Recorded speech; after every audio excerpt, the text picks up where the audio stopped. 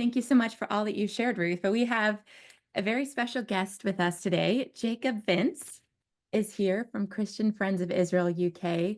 Jacob became chief executive of CFI UK in 2010. He holds a master's degree in property valuation and law and is by profession a chartered surveyor.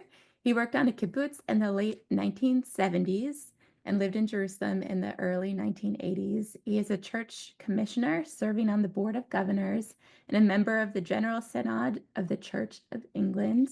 And we are so glad to have you with us today, Jacob. Welcome. Very good to be with you. Yep, I ceased to be a church commissioner at the end of last year. So Oh, did you? Oh, sorry, I have I'm an 15 outdated years by file. then. That's all right. I don't know how I fitted it in because I don't seem to have any more time now than I did when I was doing it. There we are. It's good to be with you. I don't know how you want to. We had a rough idea. You were going to ask me a few questions, maybe, if you'd like. As it happens, I was in Jerusalem last week at the Ministry for Diaspora Affairs and Combating Anti-Semitism conference at the Emunah, where I hadn't been since some of the early celebrations of the Feast of Tabernacles in the early 80s.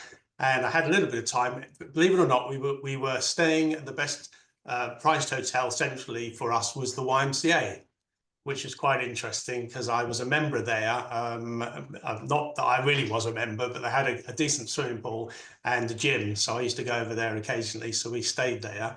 And whilst there, of course, we visited a place which Stephen and I would know very well, where we lived in Yemen Moshe, first to the windmill and then rounds to, I think they've changed the number of the house now, but it was Rechav Hamidal Shalosh, wasn't it? Yeah, that's correct. But I think they've changed the number because when I looked at it, it looks like they're numbering them differently. But anyway, so that was a trip down memory lane for us. But more seriously, the conference was very important that we were able to attend. And it was good just to be there alongside the Jewish people.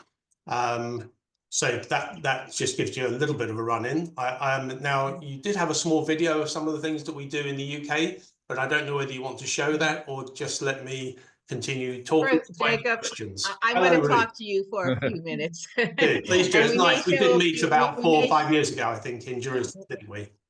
We may show a little bit of the video. It's so nice to meet you. I'm sorry not to have known that you were here last week because I would have loved to have come into town and visit with you. Okay. And I would love for you to share a bit more about the conference and what was your takeaway. But before that, I'm kind of curious, like how you even got involved with CFI. First of all, you seem to have been in real estate more or something.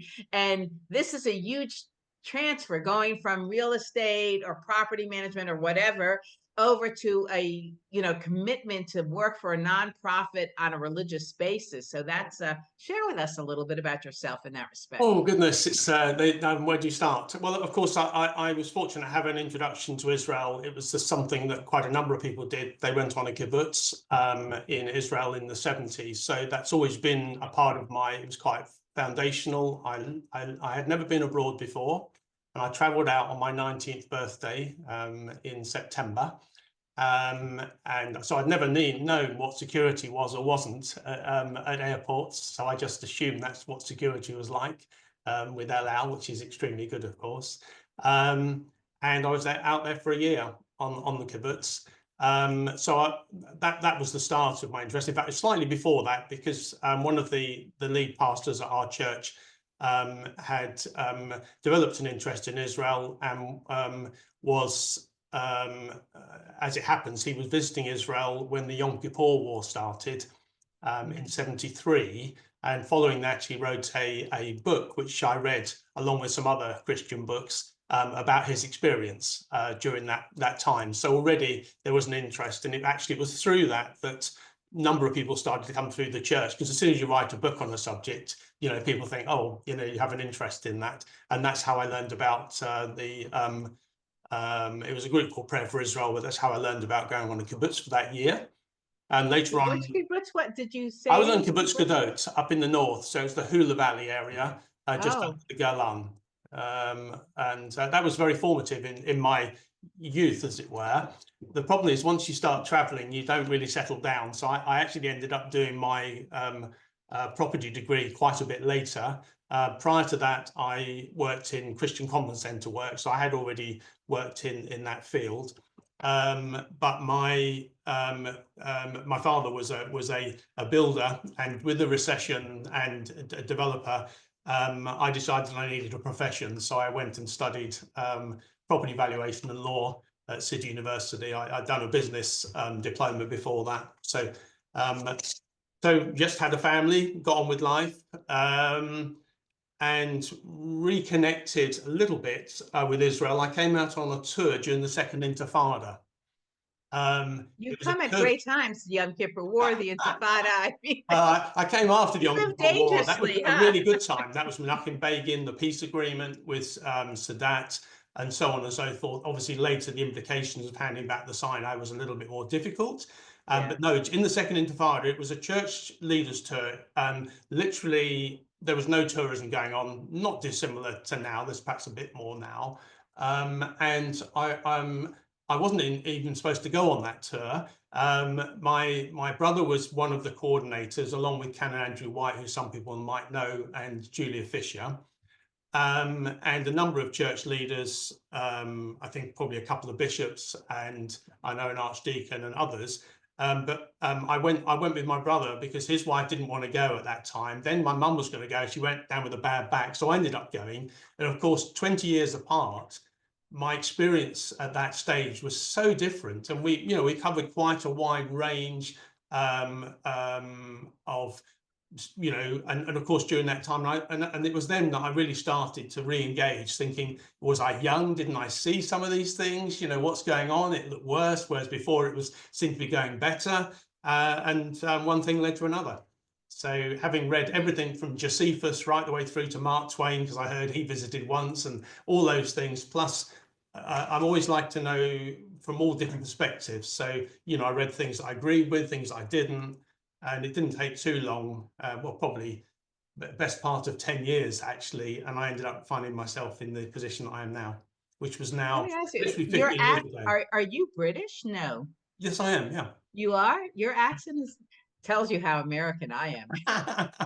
It's just heavier than Stephen, so I thought maybe you were more like Irish or something. And okay, I don't think any of us know quite what we sound like online, really. Yeah. Or maybe I'm just so much right now into what's going on in Ireland and the anti-Semitism and some of that. And I wanted to actually speak to you because I know at CFI, one of the things you do with CFI UK is specifically a lot of educational programming and raising awareness about the growing anti-Semitism and anti-Israel rhetoric that's going on in the UK and in Ireland and Scotland and other parts. And can you share something? And I'm curious, why do you think I know there may not be an answer to this, but why do you, in your own personal opinion, think there's such hate, animosity in that part of the world? Do you think it's connected to the Balfour Declaration and having helped to make Israel, or what would you say?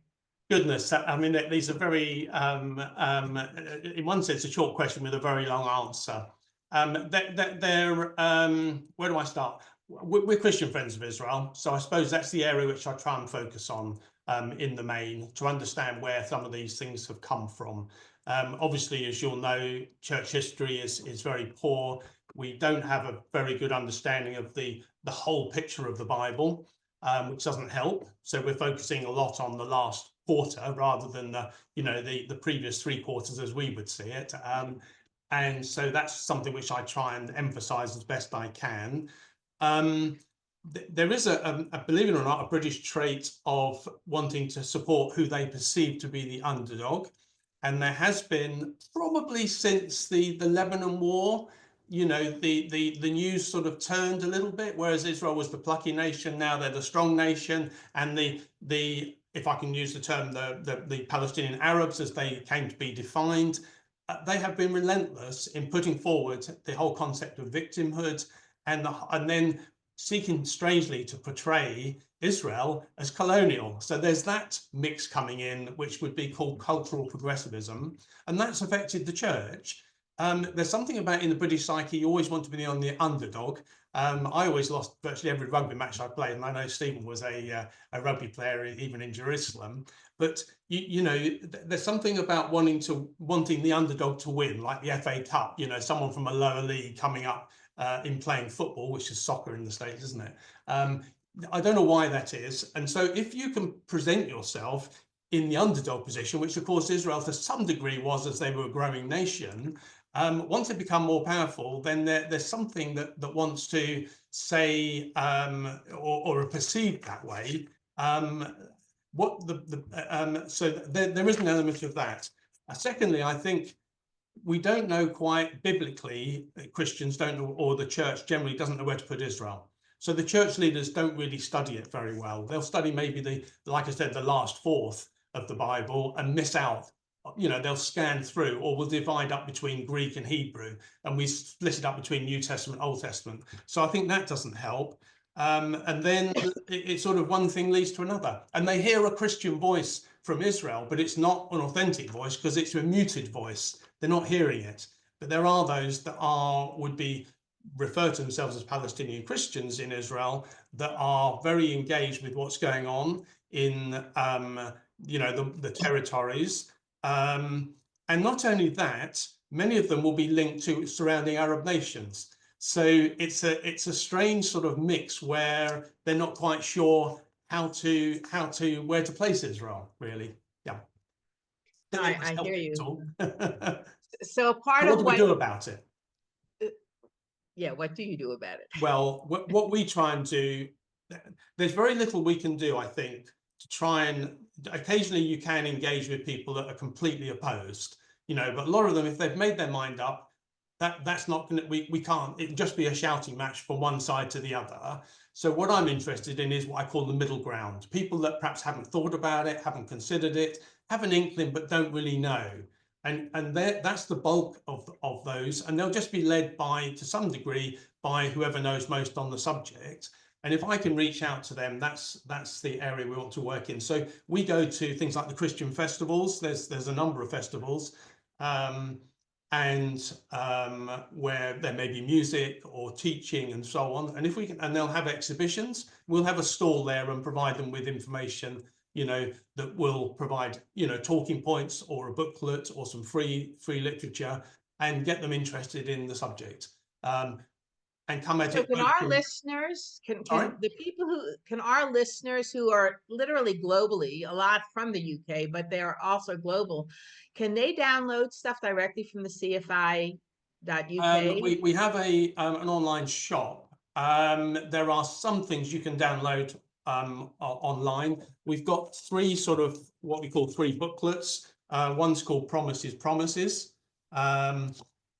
In times of uncertainty, as Christians, we cling to the words of comfort in the Bible, and so, you know, is it trustworthy? We've got another one called Questions. 5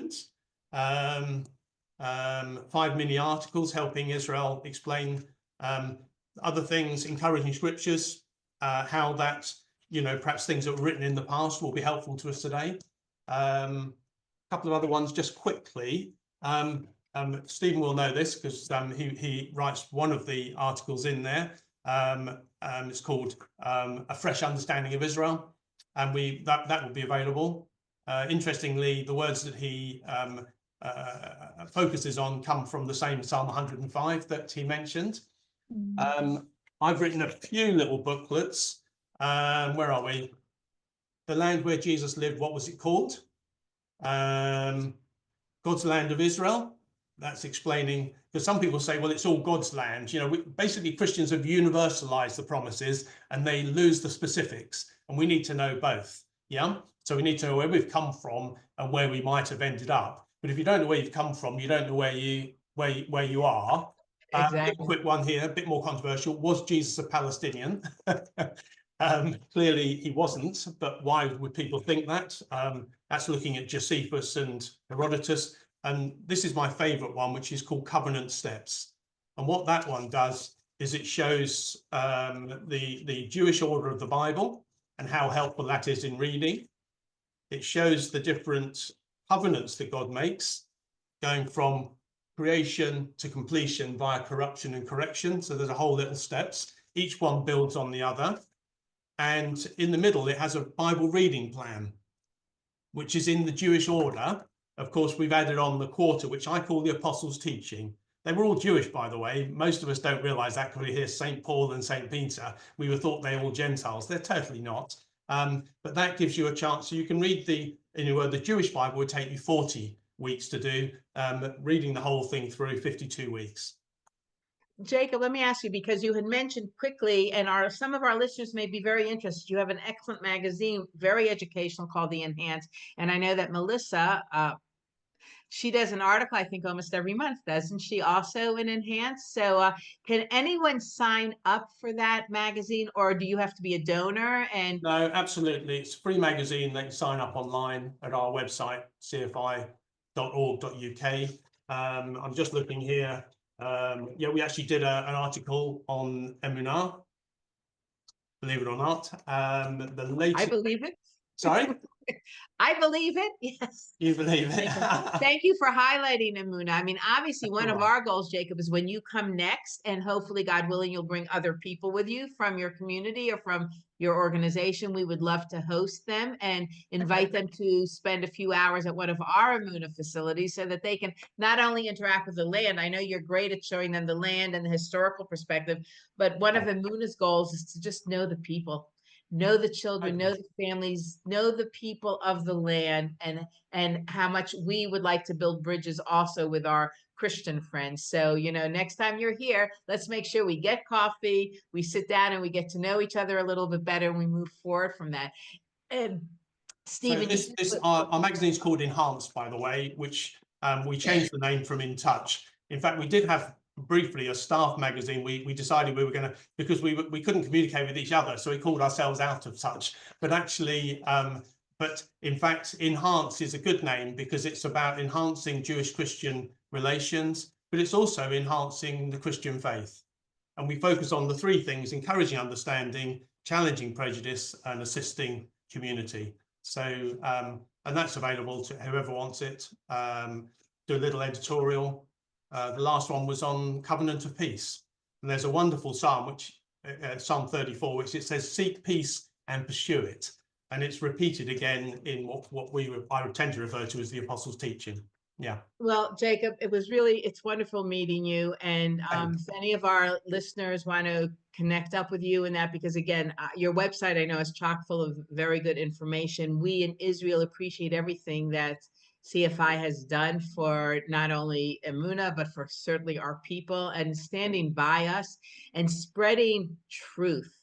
I think one of the things I respect with many of the listeners who follow us online and many organizations that we have been blessed to interview is you're spreading truth, MS. The truth is the most important thing, because in a world like today, everyone's being misled by the social media, by journalists who have their own agendas and that. So truth will carry us through. And on that, I would like to personally thank you for joining us. I'd like to thank everybody, wishing you all, from my perspective, a Chag Sameach, a happy Passover. And those of you who do share in the Passover holiday, you should have a blessed Passover. You should have a blessed Easter, and enjoy your families and praise God for everything that He has given all of us. So thank you very much for joining us this week. Thank you, Ruth. Absolutely. Thank you so much, Ruth. And thank you, Jacob, for joining us. May God bless you and the important work you're doing there in the UK. Just wanted to add that because of Passover and the Easter season coming up, we are going to not have a webinar the next 2 weeks, but we will be back at the same time 3 weeks from today. And Stephen has kindly put in quite a few links in the chat if you're looking for the information that Jacob shared at the CFI website, which is cfi.org.uk. So I definitely recommend checking out their website and all the wonderful resources that they offer there. Thank you, Jacob. Thank you, Ruth, and shalom. See you in 2 weeks. We will send out reminders to those of you that we don't have a show. 3 weeks. 3 weeks from today. We'll skip 2 webinars. Okay. Shalom, everyone. Chag Sameach. Happy holidays.